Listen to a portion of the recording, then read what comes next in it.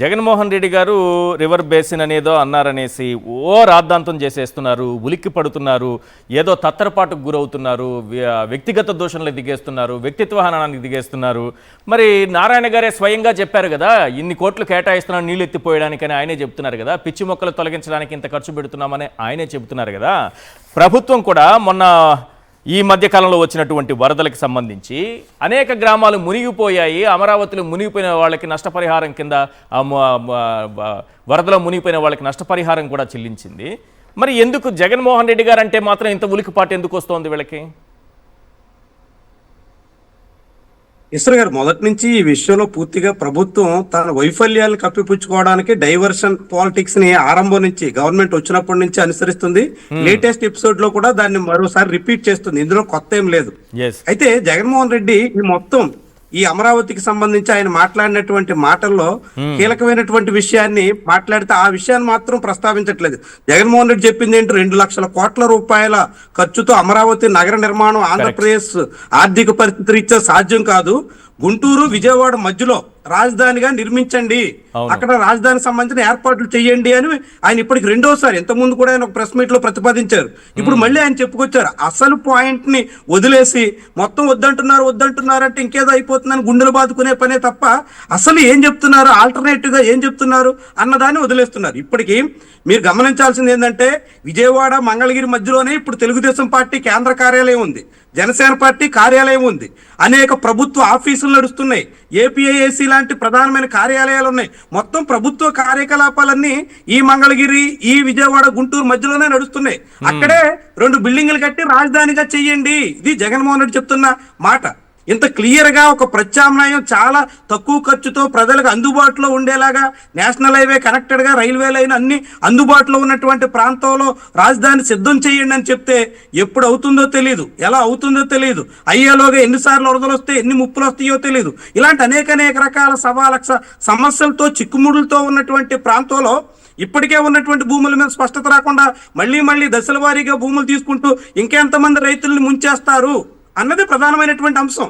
ఈ విషయాన్ని వదిలేసి ఇంకేదో అది ఇది ఇందాక మీరు ఇప్పటి వరకు మనం డిస్కషన్ లో మాట్లాడుకుంటున్నట్టుగా అనేక రకాల పదజాలాలతో విన్యాసాలు చేస్తూ ఏదో చేస్తున్నారని, ఇంకేదో అయిపోతుందని అందరినీ డైవర్షన్ చేయాలనేటువంటి లక్ష్యం తప్ప అసలు అమరావతి ఎంత పెద్ద ప్రాజెక్ట్ ఆంధ్రప్రదేశ్ రాష్ట్రం వల్ల అవుతుందా, ఈ ప్రభుత్వం కట్టగలదు అనుకుంటే చంద్రబాబు ప్రభుత్వం, కూటమి ప్రభుత్వం అధికారంలోకి వచ్చిన తర్వాత 2024 జూలైలో ఇదే నారాయణ, ఇదే చంద్రబాబు ప్రకటించారు 3 ఏళ్లలో అమరావతిని పూర్తి చేస్తామని.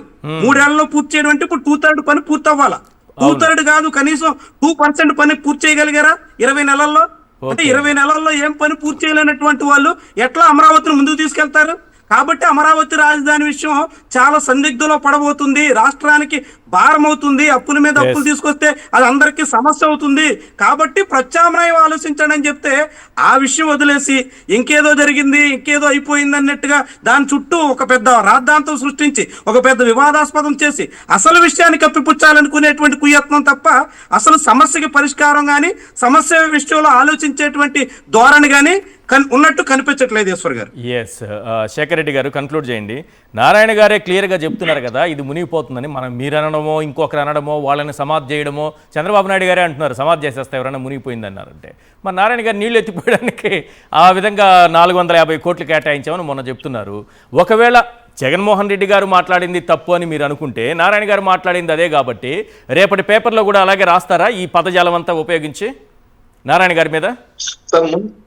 సార్ ముందు ఈ ఎల్లో ర్యాబిస్ డాగ్స్ ప్రపంచానికి, అదే విధంగా తెలుగు జాతికి ఎంత ప్రమాదకరమో ఒకసారి చూడాలి సార్. ఈ ఎల్లో ర్యాబిస్ డాగ్స్ అనేవి ఇది ఒకసారి చూడండి సార్. 2014 నుంచి 19 మధ్య ఎల్లో ర్యాబిస్ డాగ్స్ రాసినటువంటి రాతలు సార్. ఇది ఏం రాశారంటే, షాంఘై తరహాలో అమరావతి కొత్త రాజధానికి భారీ పరిశ్రమల రాక, భారత్ తో సంబంధాలకు చైనా నేతల ఆసక్తి, షాంఘైలో 450 కిలోమీటర్ల వేగంతో నడిచే రైల్వే ట్రాక్, దాన్ని అమరావతికి కూడా తీసుకొస్తున్నాం. 2015 సార్. మరి 16, 17, 18 ఈ 3 సంవత్సరాలు ఏ గుడ్డిగడ్డ పనులు గారు దీన్ని కదా ఎల్లో ర్యాబిస్ డాగ్స్ అడగాల్సింది. ఇస్తాంబుల్ తరహాలో అమరావతి అత్యద్భుతమైన కొత్త రాజధాని కోసం ప్రపంచం ఎదురు చూస్తుంది. ఎల్లో ర్యాబిస్ డాగ్స్ దీన్ని అడగాలి కదా, ఎందుకు అడగట్లేదు? సింగపూర్ తరహాలో అమరావతి నిర్మాణం, రాజధాని ప్రాంతంలో కాన్సెప్ట్ సిటీ, మరి ఎక్కడ వచ్చింది అన్ని?